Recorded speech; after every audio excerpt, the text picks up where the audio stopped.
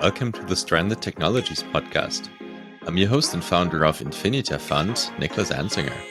In this show, we talk about how to accelerate the future. Our thesis is that many life-improving technologies are held back by institutional barriers.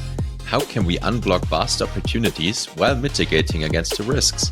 What ethical principles, rules, and regulations can guide us on that path? We will discuss these questions with entrepreneurs, policymakers, and industry experts. If you enjoy the show, please give us 5 stars and visit us at infinitafund.com to join the community. All right, today is June the 17th in 2022, and my guest is Jessica Flanigan. Jessica is a professor for ethics at the University of Richmond. She's the author of books such as Pharmaceutical Freedom and Debating Sex Work. Today, we're going to talk about pharmaceutical freedom and patients' rights, as well as the ethics of human challenge trials and how to accelerate medical innovation. This will be especially interesting for the healthcare entrepreneurs among you, since many of the things we talk about, we can change. I invite you to join me for the Prosper Health Tech Summit 2022 on Roatan in Honduras on September 23 to 25 to find solutions to the problems that Jessica and I will be talking about. Go to infinitafund.com/events to sign up. Over to you, Jessica. Welcome to the Stranded Technology podcast. Welcome, or thank you for having me. Sorry. My introduction was a bit sparse. Please tell the listeners what you'd like them to know about you. Well, I currently teach at the University of Richmond in Richmond, Virginia, in the US. And I work mostly on issues of medical ethics and political philosophy.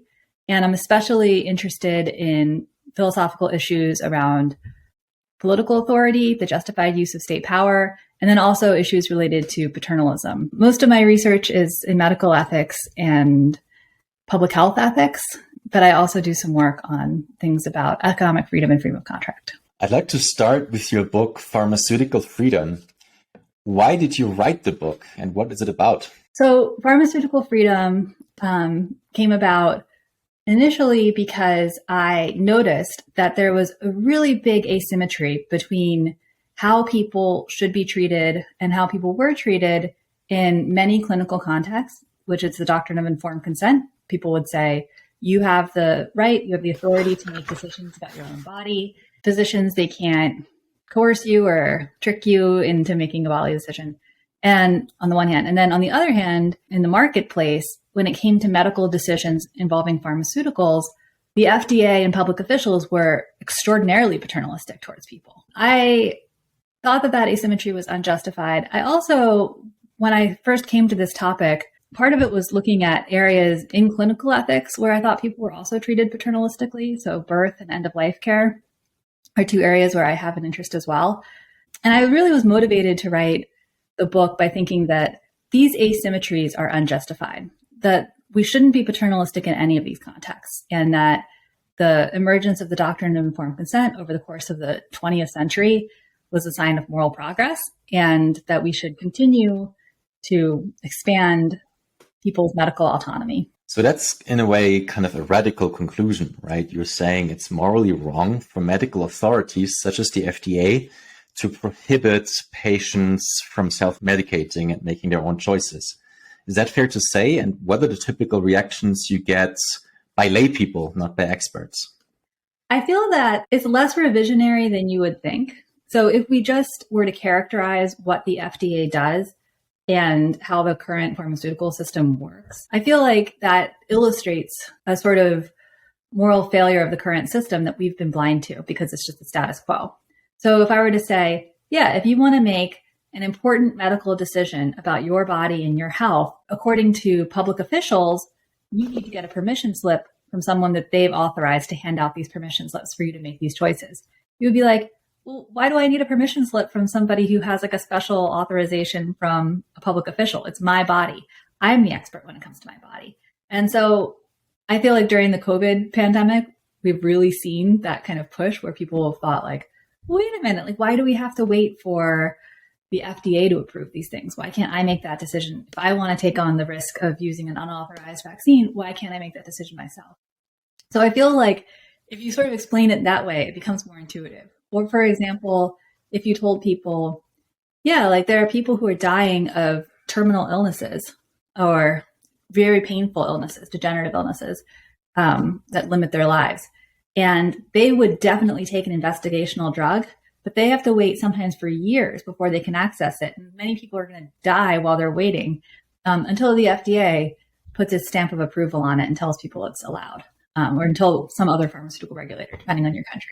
You would think, well, that sounds terrible. I mean, people who are terminally ill, they have nothing to lose. Like, why not let them make that decision? I think there are many cases of rights of self-medication that we'd find very intuitive, but we're sort of blind to the harms of pharmaceutical regulation, because when people die or suffer because of unjust regulation, it just looks like they're suffering or dying from their diseases. We don't say like, oh, they were killed by the FDA or they were killed by burdensome regulations. Whereas when people use a dangerous drug, it looks like the drug killed them and that regulation could have prevented it. So there's this sort of like cognitive bias in how we think about it. But if we sort of zoom out a little bit, then I think that the injustice of the current system becomes a lot clearer. And just to give our listeners some background, the cost of approving a drug in the United States with the FDA is in the billions. And because the United States is the biggest market in the world, and the FDA has kind of a very big influence also on regulations outside the United States, right? The FDA approves on average 51 drugs and novel therapies per year, 51. So many people might feel comfortable, right? So the FDA is going at great pains to make sure drugs are safe and effective, right? They're spending billions. But you're saying this is wrong, or at least very largely misguided, right? People think that the FDA is keeping them safe, but it's actually putting them at risk. And the risk is threefold. For one thing, there's a risk to having a burdensome approval process because it deters innovation. So think about all of the cool drugs that could have gotten invented or could have been available to people, but they sort of can't get enough funding to kind of navigate this extremely expensive billion-dollar plus approval process. And so we don't even know what kinds of interesting innovations we could have witnessed over the past half a century, but for the burdensome regulations that are imposed by pharmaceutical regulators. The second risk of the regulation is that people die waiting for approval. So every time the FDA says, now that this drug is approved, we expect that it'll save 50,000 life years per year, or it'll extend the lives of 10,000 people. Well, what you should hear from that statement in your head is, okay, if it took them, let's say 5 years to go through the approval process, that means that each of those years had a cost of 50,000 life years or 10,000 people that could have benefited from the drug. And then the third cost that is imposed on us by this kind of excessive caution in the FDA is once a drug is approved and it requires a prescription, we are all collectively bearing the additional costs associated with navigating that regulatory process. And so it just makes drugs less expensive, less accessible, adds to the expense of accessing drugs potentially. And sometimes drugs aren't approved, and then those drugs are prohibited for everybody, even if they could have had some kind of therapeutic value for a subpopulation of patients. And so prohibition in the prescription system is also a risk that people, I think, under-acknowledge. This is not only an indictment of the FDA, but it seems like that's how the medical system in any developed country works, right? Or are there any countries that do relatively better or have some regulatory innovations? Regulatory capacity is a version of state capacity. So the more state capacity a country has, the more they can implement these burdensome regulations. So there's many benefits to having a state that can effectively, maintain rule of law, property rights, that has like a robust capacity to provide services to people. But this is one of the downsides. And so because states with very high state capacity tend to be richer and they drive the drug market, you sort of see the effects of having these very large, very efficient very effective regulatory apparatuses that can limit people's access to potentially beneficial therapeutics. You see that affecting the entire world. Not everywhere. So not a lot of states don't have the capacity to regulate and restrict drugs in this way. But the drugs that are even available that ever get developed and tested, that is very influenced by these larger markets, which have a more cautious regulatory approach. There any way to quantify what's at stake in this debate? Are there estimates on what you could gain by abolishing the more prohibitive approach and adopt, say, a more certificatory or more permissive approach? And can you give us a sense of who is harmed by the status quo? Well, we can see this in the recreational drug space. So oftentimes when we look at the liberalization of the law regarding recreational drugs, decriminalization, so if you look at, for example, like BC up in Canada or Colorado in the States, or many places here with marijuana, decriminalization and legalization in the US right now, before you have the liberalization, people always predict just like mass pandemonium, huge public health problems, total chaos. And we don't typically see that when places adopt a more liberal approach to regulating recreational drugs, or, the Portugal model of decriminalizing recreational drug use. So I think that should be instructive to people who are afraid of having really bad effects of liberalizing pharmaceutical access, because those very same people have argued that the sky was falling and said that it would be terrible if we had recreational drug liberalization, and it didn't happen. And I also think a similar thing about medical aid in dying, where people have been very worried about human rights violations or eroding the sanctity of life. And I don't think that that's been borne out by European and Canadian and American forays into providing greater access to medical aid in dying. So those are presumptive reasons to think that the consequences of liberalization would not be as bad as people think. Another reason to think that they wouldn't be as bad as people think is that we could still have all of the benefits that regulators provide us through certification. So if you really love drug regulations, let them certify drugs that they think are safe and effective, just like they do now, but just don't make it a prohibition. So it could be like the FDA seal of approval, and insurance providers could decide to only pay for things that are FDA certified. We could have many ways of shaping incentives to guide people towards more responsible or effective self-medication choices, or to make them more informed in their self-medication choices, which don't involve prohibition. If you were wondering, what would be the effect of liberalization? We have a lot of reason to think that the anticipated downsides of liberalizing access to pharmaceuticals could be effectively managed through public health and certification and awareness campaigns and incentives through insurance providers of what they pay for. And then the other flip side of what would happen if we had a more liberal policy is, would it promote well-being? And I argue we have very strong reason to think it would promote well-being, not just because of the considerations I mentioned earlier, which is that every year of delay is a year that people suffer and die waiting for a drug to be approved. Every additional burden associated with the approval process is a burden that deters pharmaceutical innovation, but also because we know that people are generally should be assumed to be the presumptive experts about what is going to promote their well-being.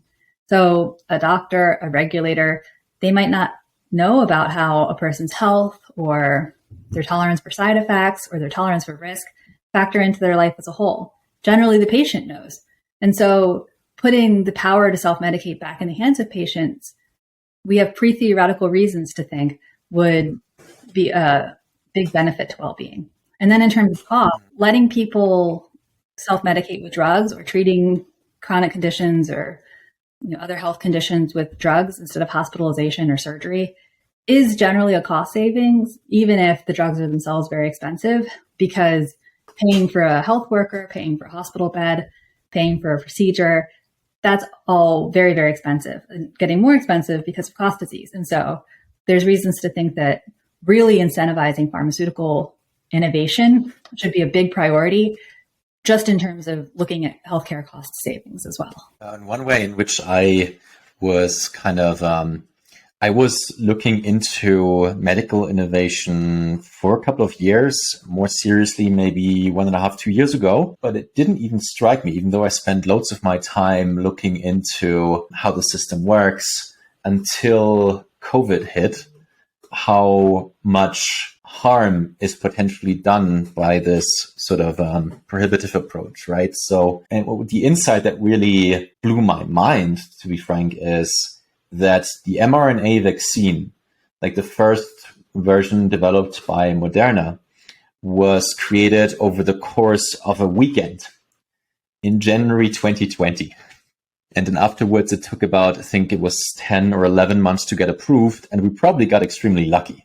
Yeah. Right. But under normal circumstances, we would have waited for years to get the first vaccine. So I point this example often out to people and I tell them, like, what if we had a system that gets the vaccine out to people faster?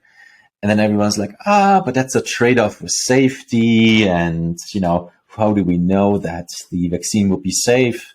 How do you respond to that? The first thing I would ask people who worry about safety is, what do you mean by safety? What does it mean to call something safe? What it is to say that something is safe is it's a normative judgment. It says that the benefits outweigh the risks. So something is safe just in case the person who's making the judgment about safety judges that the benefits are greater than the risks. So what the current system has is that regulatory agents like FDA, they make that judgment of safety for everybody in the country. They decide whether the risks and the benefits are balanced enough. Now, my argument is, alternatively, you could let every individual make a judgment about safety, let regulators weigh in about their opinion about safety, but not impose that normative judgment about safety on an entire population. The second thing to notice is that COVID vaccine approval happened, or not approval, authorization, I guess, happened extremely quickly. And everybody can see the value of not delaying access, going a little bit faster. And so what would make somebody think that the 11 months that it took for approval, that was optimal, right? Because if you ask people like, okay, like, do you think that they should have sat on it a little bit longer and let more people die of COVID before rolling out the vaccine? People will say like, oh, no. I think that, when they did approve it, that was a good time. And then it's like, okay, but like, why not go a little bit shorter? Why not have approved it even earlier? And then people are like, no, that would have been too soon. But why do people think that? Like, why think that the way that the FDA approved it was optimal? I think that that's just a kind of status quo bias. And if you shift the burden of proof to say, no, explain why this approval time, this lag time was optimal, given the risks and benefits at stake, I think it's very hard to justify such a lengthy approval process, even in the case of the COVID vaccine, which was relatively quick. I agree. And I think we're both thinking about this a bit like economists, right? So there is kind of two alternatives. One is the status quo, right? The approval takes like 10 to 12 months. And the other one would be an alternative system, right?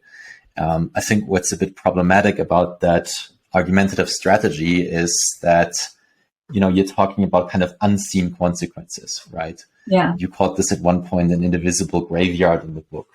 So that's just, I don't know, it seems to be hard for people to understand without a bit of training or background in economics, right? Which is, it seems to me also why you focus in your book more on moral arguments, right? Yeah. People see people who die of COVID and they think that they died of COVID.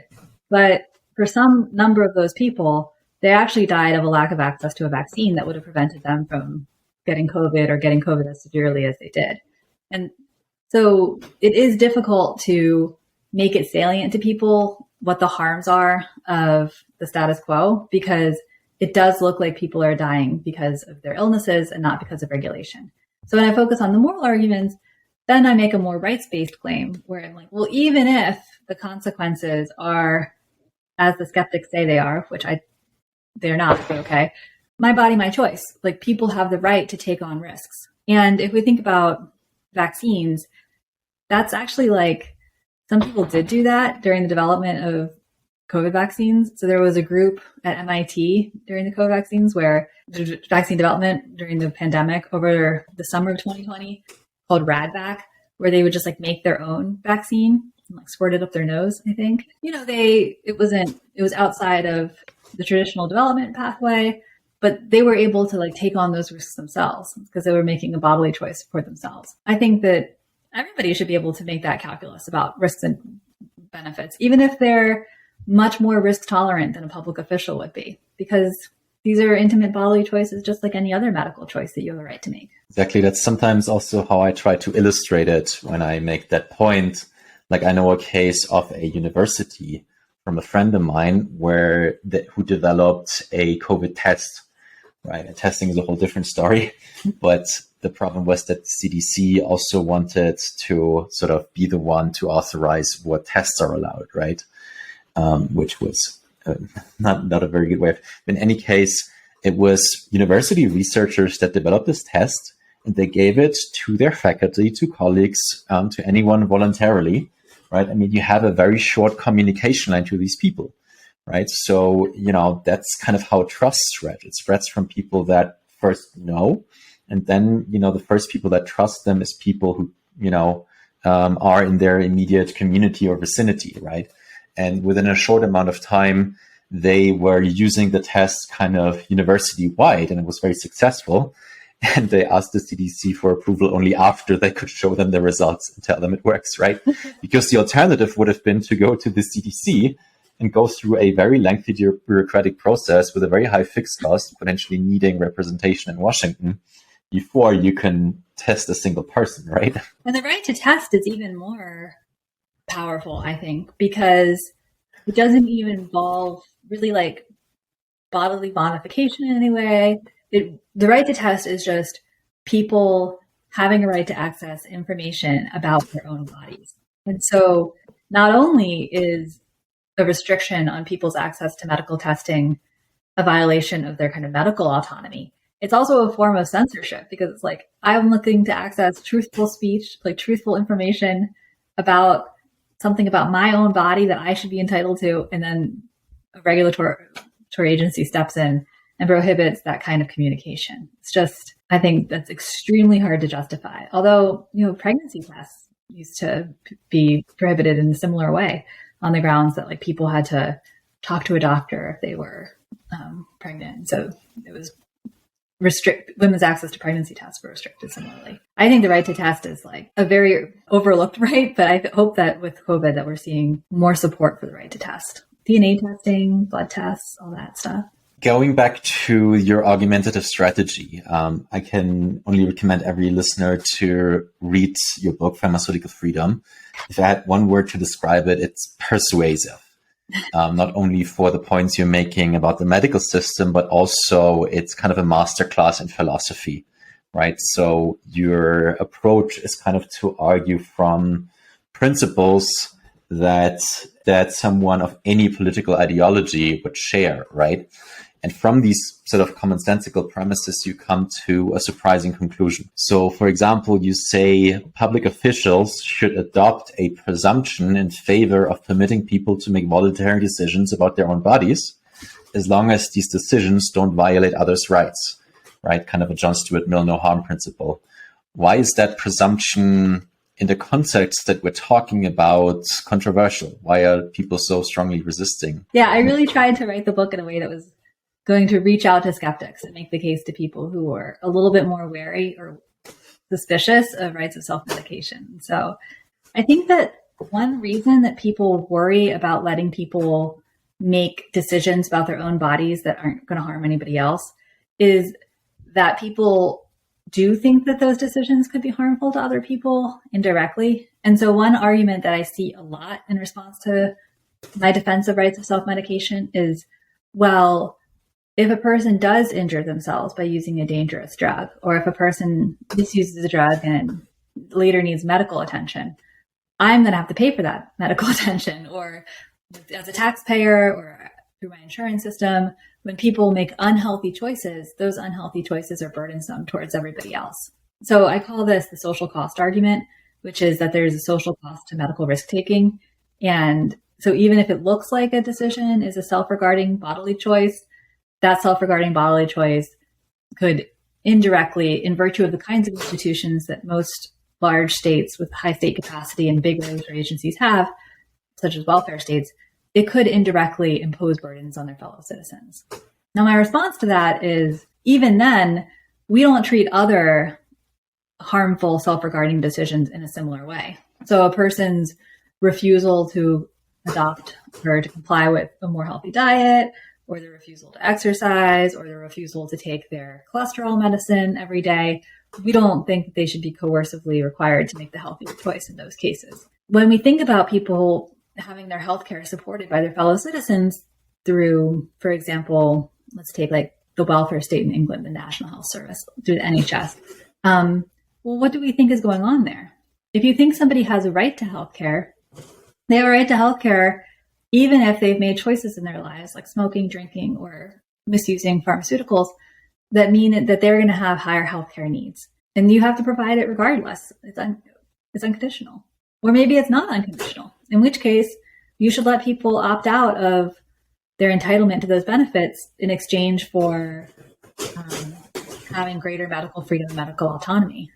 Or maybe we just think about healthcare as like a form of beneficence. It's like a gift that governments provide all of their citizens just because they think that that's like, I don't know, like a rebate for moving under a property system, or I don't know how you're going to justify it.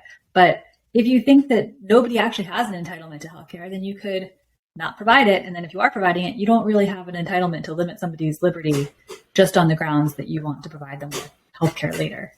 So those are some of my responses to the social cost argument. I also think that argument probably empirically does not hold up. I don't think that the current system of restrictions on self-medication is in fact promoting long-term health and well-being.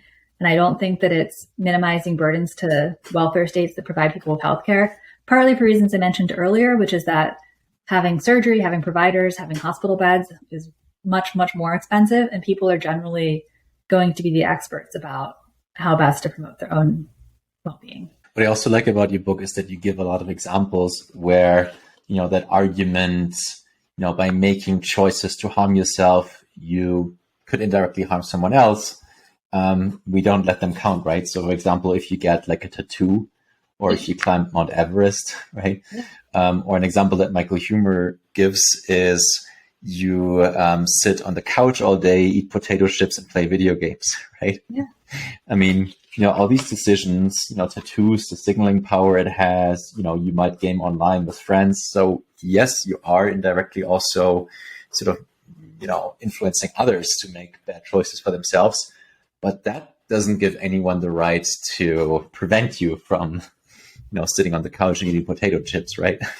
I mean, your life has to be your own, right? And I think do people make choices that are maybe not in line with what they would ideally make if they were like fully living in accordance with some objective standard that we might think of human flourishing, I guess. But there should be a very, very high bar when it comes to overriding a person's own testimony about how they are going to decide to live their life, because they're the person that has to live that life. And so I feel like we should, in general, defer to people, even if we disapprove of the choices they're making. And I think that includes people's dating decisions, people's choice of career.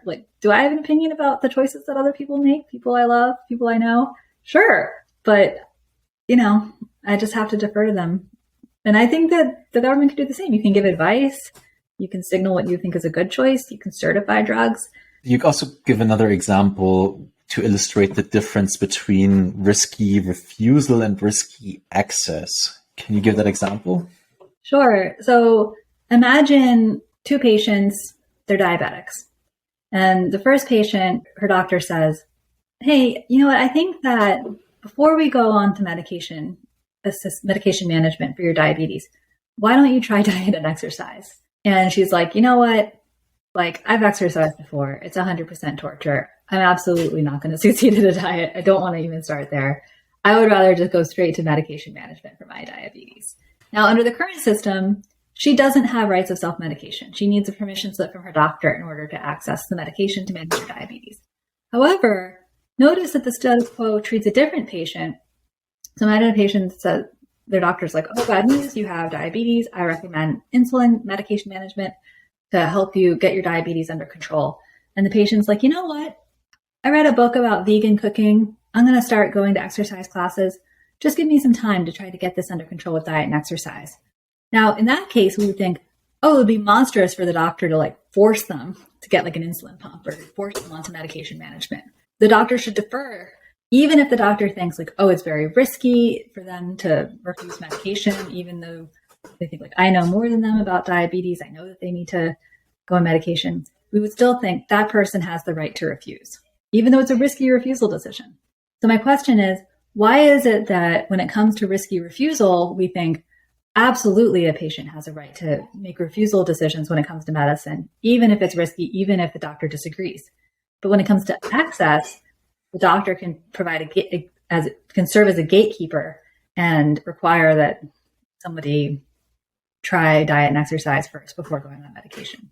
That's the core of the asymmetry, where both patients assume are making a comparably risky decision about their bodies and about their health. They're in the same kind of condition, but they're treated very differently. And I don't think that that is justified. Interestingly, in America, in the 19th century, people did have rights of self-medication. And they thought it would have been unconscionable for a doctor or a public official to stand between them and self-medication rights. But in clinical contexts, they didn't really have rights of informed consent, and paternalism in the clinical context was widespread. Over the course of the 20th century, people kind of lost the right to make access-based decisions at the same time that they were gaining the right of refusal. So I think that we should respect people's medical autonomy in both cases. One example that I also like to give is Steve Jobs, right? So he refused potentially life-saving cancer treatment, right? Because he wanted alternative therapies instead. So that might have or might not reduce his lifespan. But would anyone say the doctor could have forced the treatment on Steve Jobs? Like, that would obviously be wrong, right? Even though there's probably very great negative externalities for society, right? Because Steve Jobs was one of the most productive members of societies, right? Yeah. So, regardless of how high the sort of positive externalities are of paternalism, in the case of refusal, we don't hesitate for a second to grant people that right. Mm-hmm. But in the case of access, we're almost anyone that isn't sort of thinking this through the way we do, or you might reasonably disagree with us. Yeah.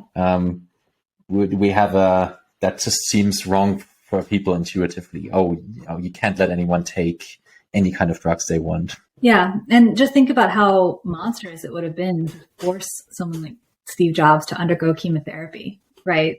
That would have been medical battery. That would have been a huge scandal. And yet, at similar high stakes decisions, we do have a system in place which deprives people of medical autonomy when the stakes are similar and the amount of suffering involved could be the same. I was kind of suspecting there would be kind of a human bias at play, right? So some kind of, risky action and versus inaction. Yeah. But you just said what was interesting, that it wasn't always like that. So people used to presume that they have a right to access. Can you talk a bit more about that and what we know about that?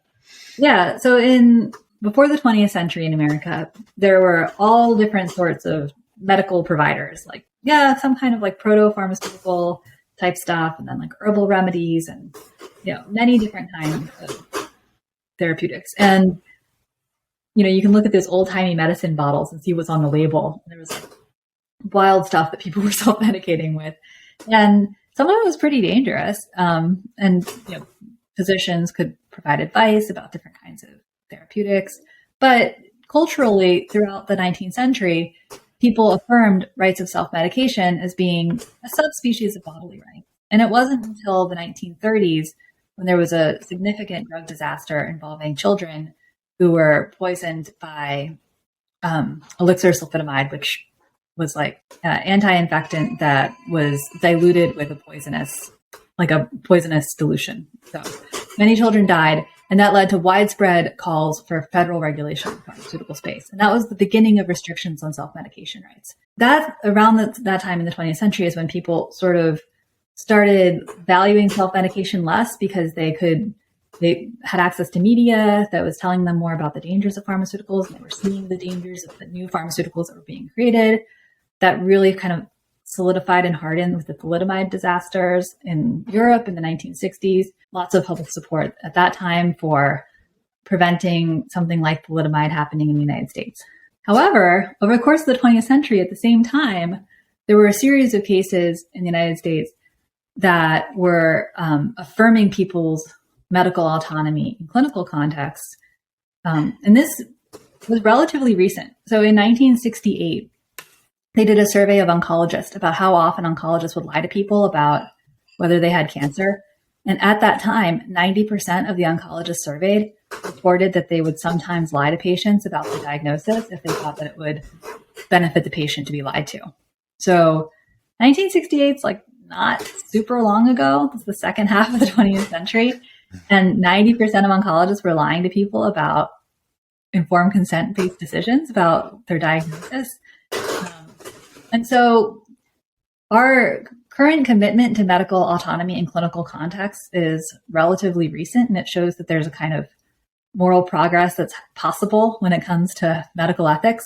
On the other hand, the history of self-medication shows that it doesn't always go in one direction, and that we can kind of lose sight of an older right that is still really important for a lot of people, but slowly the expansion of this regulatory apparatus has restricted people's rights in ways that we now can see are counterproductive, but we thought at the time was making us safer. It's kind of based on that example that's also commonly used in philosophy, right? Of the, say you have a suicidal depressive husband that wants to, take pills to commit suicide, and you hide those pills from him kind of to prevent him from harming himself. So I think intuitively, some people would say that can kind of be okay. Or how would you say that case applies? Is that okay as a justification for paternalism? Sometimes the reasons that people will cite are things like, oh, well, a lot of people rely on this person, or it'll have these like negative externalities. I don't think that those are compelling justifications, because if we think that it's morally wrong for a person to like abandon their family, say, maybe we think about a person ending their life as a form of abandonment. Well, then there are many other ways for a person to do that. And then we wouldn't think that those things should be legal. We would think, no, families don't have an entitlement for a person to stick around in this way. Now, I have argued that people in general have the right to die because they have the right to refuse life-saving treatment. And so if a person, had a curable but deadly illness but didn't want to treat it, I think it would be wrong to force that treatment on him. Now, if a person similarly wants to make a deadly decision in this case, I think it would be wrong to forcibly prevent him from doing that. I think that there's a role for, providing people with alternatives. And I actually think that this is another case where, when it comes to things like treating depression or suicide prevention, that restrictions on rights of self-medication might be counterproductive, because some people might benefit from trying to use things like ketamine or MDMA to treat their depression, but those treatment options might not be available to them because of restrictions on access to self-medication. And so that's changing. I would say even in those cases, it's very sad that a person's life gets to that point, but I don't think that the government or their doctor should force them to not make that choice.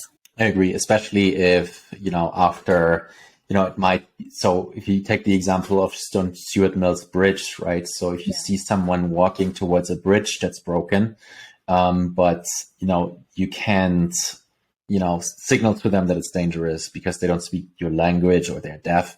Like, are you allowed to prevent them from walking over the bridge? Probably yes. But if they then tell you, hey, I actually, don't want you to, wanted your help, right? I actually wanted to kill myself, or, they're probably still, you probably couldn't hold them in a cage to, to prevent them from trying again.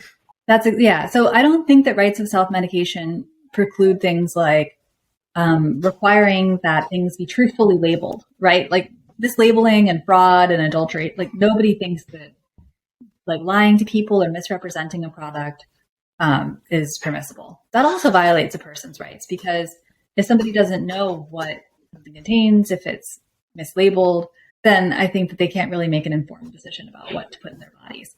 But I think we should be very cautious about how sympathetic we are to these types of justifications, because that can sometimes be like the thin end of the wedge to leading into a kind of paternalistic policy framework, because people will say like, oh, but people also are misinformed about what they should value, or they're misinformed about how risk averse they should be. And I don't think that we should allow any of those types of normative claims to get smuggled in under the guise of just trying to inform people or make sure that they make an informed choice.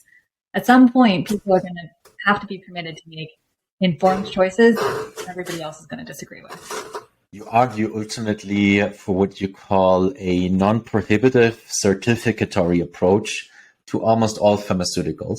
Yeah. You made an exception for antibiotics. Why? I actually have sort of rethought that a little bit in recent years. The idea is that antibiotic resistance, so like overuse of doxycycline, plausibly is leading to the development of antibiotic-resistant pathogens that are harmful to people.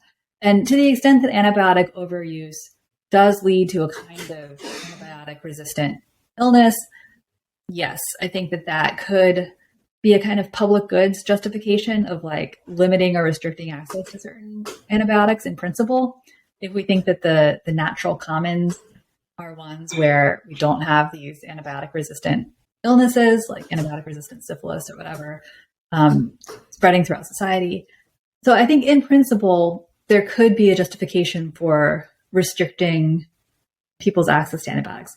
In practice, I'm less convinced that that's true because we're developing technology that could potentially help us create or invent or find antibiotics that would be responsive to these antibiotic-resistant illnesses. And so to the extent that we're imposing barriers on pharmaceutical innovation that make this problem worse, I think that the first option should be to deregulate that space to make it so it's more possible for people to develop novel antibiotics, new antibiotics that could treat new things. Failing that, so in principle, failing that, I guess there could be restrictions under some empirical cases.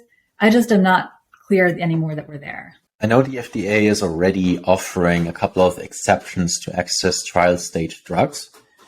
What do you think of these initiatives? Do you have hope that we're getting towards a more or less prohibitive approach? And do you think that the current options for patients are good? Yeah, I think that patients and their advocates are continually making strides. And the patient advocacy movement against excessive pharmaceutical regulation really started in the 1970s with people at the National Cancer Institute. And then, of course, many people have heard of ACT UP, which is HIV/AIDS advocates advocating for faster approval of AIDS drugs in the 1980s and early 90s.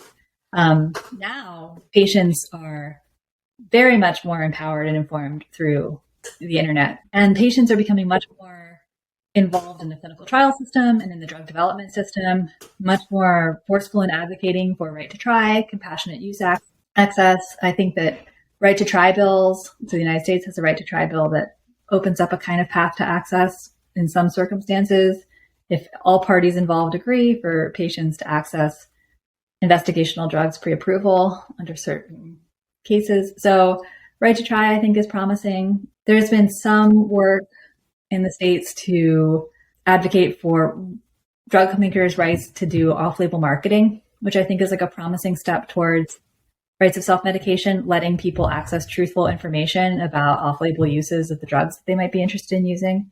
So I think these are all very positive developments. And I also think that alongside those positive developments, there's positive developments in the medical aid and dying space and the recreational drug space. I think that abortion rights is a little bit more of a gray area policy-wise in terms of how we think about that. But I also think that thinking about abortion rights solely in terms of rights of self-medication is more complicated because that doesn't involve a clearly straightforward self-regarding interest, because some people think that there's other regarding reasons to restrict access to abortion.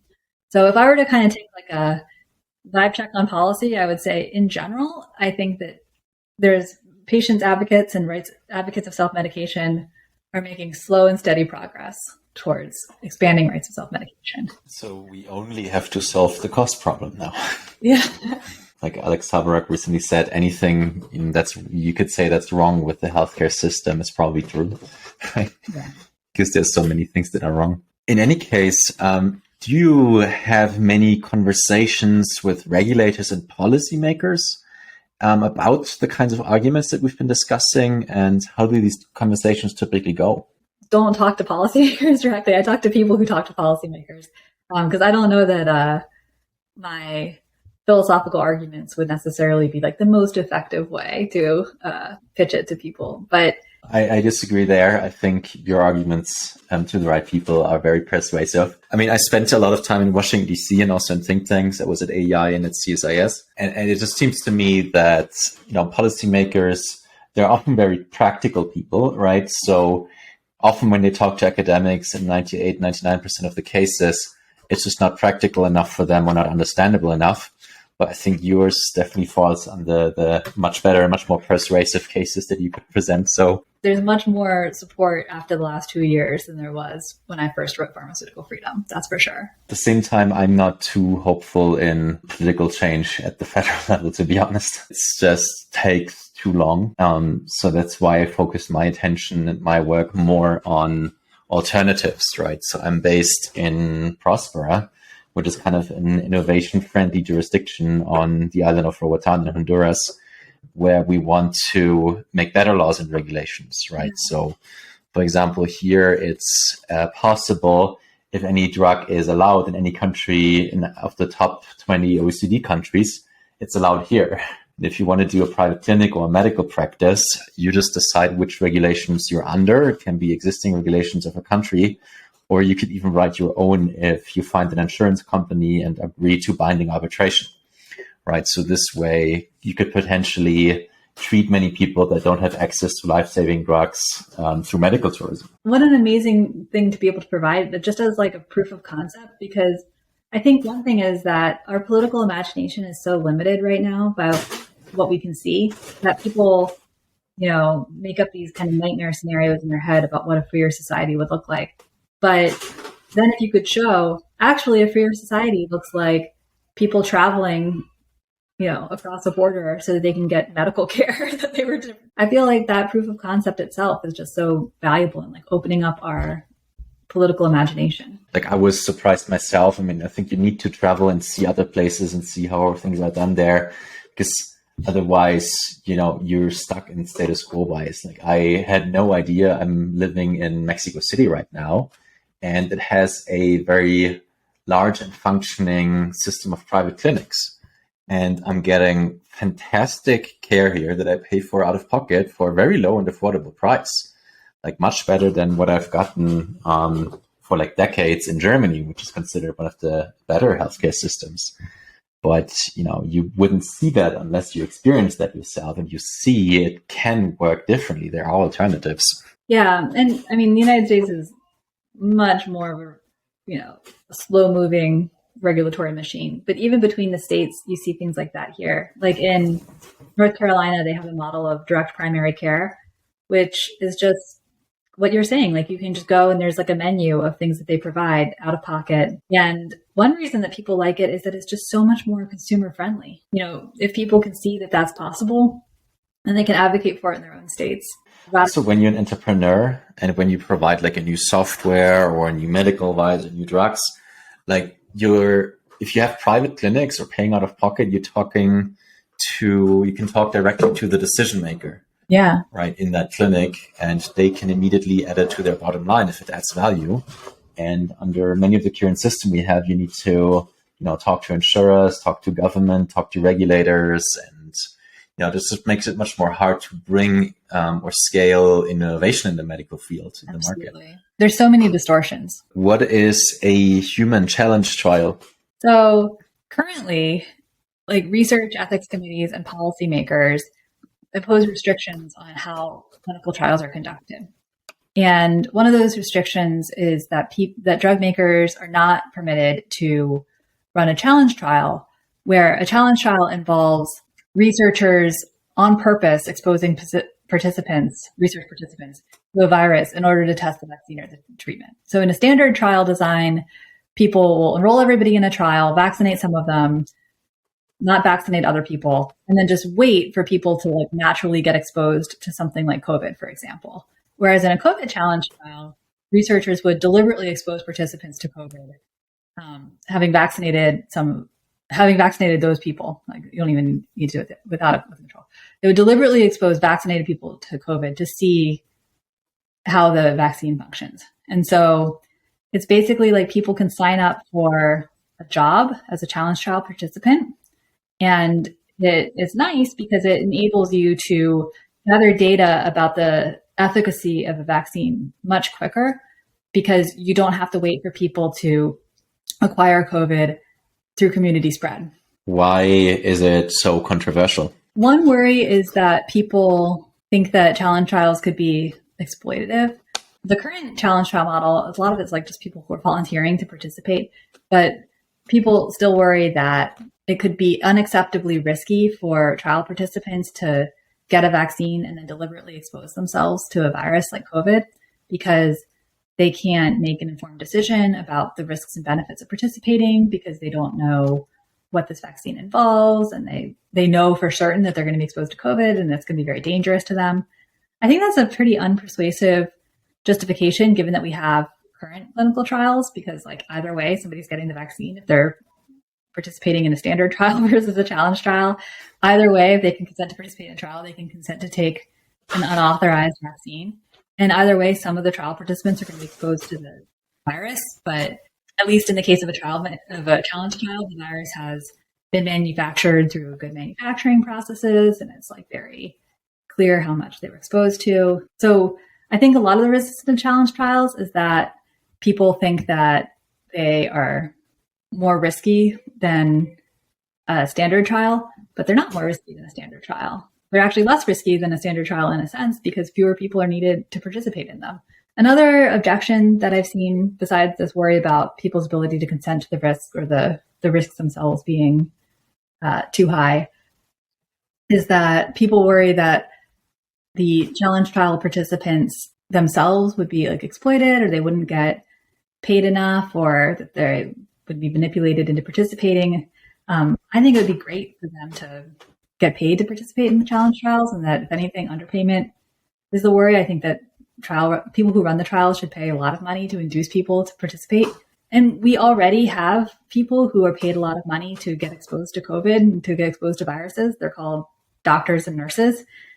So health workers already get paid a bunch of money so they can voluntarily expose themselves to the risk of transmission. And so I think we should pay challenge trial participants like that. We should treat them like health workers or medical researchers. But even if you're worried about people being induced to participate in a challenge trial because they have extremely high probability, like a 100% probability of being exposed to a virus, I think that you could pay them to compensate them for taking on that risk. Some people worry that paying people for that risk would be exploitative, but that's a fantastic example you gave with the doctors and nurses. Yeah. And frankly, it is exploitative to many of them, right? It's not pleasant. It's very high stress, very high risk for their health. But, we rightly and correctly say that the people, the doctor and nurses that were on the front lines in an emergency are heroes. Yeah. Right. I think that's fair to say. I think they're taking a very high risk for themselves and their health to help others. And in a way, that case of volunteers for a human challenge trial who would voluntarily expose themselves to COVID to get good data, we should equally say, hey, that's very heroic of you. Yeah. And a lot of people, they wouldn't even do it for the money. Like there's an organization, One Day Sooner, and it has like tens of thousands of people who signed up during COVID to participate in a challenge trial. And they were doing it for moral reasons. They were doing it because they just wanted there to be a vaccine faster, to get approved faster. And so I feel like, people are morally motivated. They get a lot of benefits from participating in something that's going to be so socially beneficial. And I think that, we should treat them like heroes too. And just like doctors during COVID had all of this praise and esteem, we should also encourage people to participate in challenge trials and praise them similarly. Just to give some numbers to what human challenge trials could do in the future, to get the same amount of statistical robustness with a clinical trial. For the clinical trials we had, for the COVID vaccines we needed 50,000 participants. right? To get to 500 who, received the treatment and got COVID, basically to get at the efficacy rate. So you would need only 500 people in the human challenge trial to get the same amount of data quality. And the thing to remember is in a clinical trial, the standard trial, people are still getting exposed to COVID, right? So I think people don't get the challenge trial because they're like, oh my gosh, you'd be exposing all these people to COVID deliberately. But like, you still need the same number of people to get exposed to COVID. It's still, for like a standard trial to work, it's weird because you have to wait for COVID levels to rise enough that there's enough prevalence of COVID in order for enough of the people who are in the trial to get exposed to COVID. And so it's like, you have to wait for the pandemic to get pretty bad in order to get the information you need about the safety and efficacy of the vaccine in order for you to make that kind of judgment. And so not only are the people in the standard trial being exposed to COVID, but while that trial is going on, so are a bunch of non-trial participants, just people in the community who are also getting exposed to COVID and dying of COVID outside of the context of a trial. And so we just think about like the human cost involved in delaying access to a vaccine while the standard trial goes on, when we could have just exposed an equivalent number of people to the vaccine in a more controlled environment where they had better access to medical care earlier and then gotten the vaccine approved quicker. And they would be voluntary. They wouldn't be getting COVID at their daycare or grocery store. They would be in a controlled, safe and safer environment with access to top medical care. I really think that the status quo bias in favor of the standard trial is just so destructive in this case. Is there any country in the world that allows human challenge trials? There are some human challenge trials in the UK, and there was, and I think there's been some in the States, but for RSV, which is a respiratory virus that's especially dangerous to babies, there was an adult challenge trial for RSV vaccine that was going on for a while. Yeah, there have been challenge trials in the past. I mean, they're difficult to get through IRBs, is my impression. Ethics boards are generally fairly reluctant to approve challenge trials, but hopefully the experience of COVID will change some attitudes about that as well. Certainly hope so, although I'm not seeing that much of it yet, right? Because COVID, I think, just exposed the fragility of the medical system to the world. Yeah. Yet, I think the pace of change in the policy area is definitely not fast enough, right? Because, I think human challenge trials are such an obvious case and such an obvious both morally and practically successful argument, at least from my view. But it seems we continue with business as usual. Right? The thing that really frustrates me is that often when you talk about this, or when you hear public officials responding to this, or just a lot of people have this kind of like made up social psychology in their head where they're like, well, if we allowed a challenge trial and something bad happened, that would undermine trust in the process. Or if we allowed rates of self-medication and people self-medicated and it was bad, then it would like have all these like adverse psychological effects. Or they're just kind of doing social science about like what the effect of a policy change would be on society without any evidence for it or real reason to believe it. It's just kind of their own catastrophizing about what would happen if we gave people more freedom than they currently have. That's why I love the idea of just having more experiments in living that can show people like, actually, they did do challenge trials in the UK for RSV. It's not necessarily this bad thing, because I think risk aversion is just their own kind of imagined catastrophes that there's no evidence for. Exactly.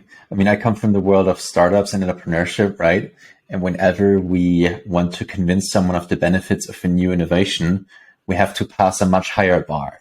Yes. Like, we typically take the 10x rule.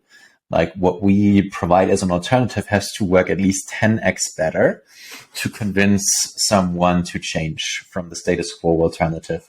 Because what they're seeing, they systematically underestimate the downsides of status quo, and they systematically overestimate the risks of change, right? Status quo bias, man. Nobody sees the risks of the way we're doing it right now. Yeah, but that's also what I'm hoping for, what we can create here on Prospera and through the insights of people like you about the sort of moral nature of these questions. And so I hope we can show alternatives and show, hey, we can do it differently, and it won't result in the imagined catastrophes. We can actually show the benefits, and we can show anyone can anyone can do it the same way. I think that the idea of regulatory reciprocity with other countries that is such low-hanging fruit. Just to say, look, if it's been through a regulatory process, it seems pretty legit. It's probably okay for us. What? It would be the easiest thing, right? I mean, if FDA said, okay, if the regulator in Norway or in Singapore or in Germany approve of this drug, we're allowing it too. We trust, but not invented here or not tested here, right? That's a very small reform that could be very meaningful to a lot of people. Fantastic. Thanks so much for being my guest, Jessica. I thoroughly enjoyed your book. I thoroughly enjoyed this conversation. I think you gave our listeners a wealth of insights, and that I hope inspires many of them to provide alternatives, right? I mean, we're in the business of creating 10x better alternatives, and we've seen there are a couple of opportunities to change, like better regulatory environments like here in Prospera. And I again invite our listeners to come to Town, Honduras on September 23 to 25 to infinitafund.com. But also things like medical tourism and policy initiatives for patients' rights. So I think I leave you with some of these insights to go out there and change the world. Feel free to email me. I'd love to hear from people. What's your email? How can they best reach you? Just my last name, Flanigan @richmond.edu. Fantastic. Thanks so much, Jessica. Thank you.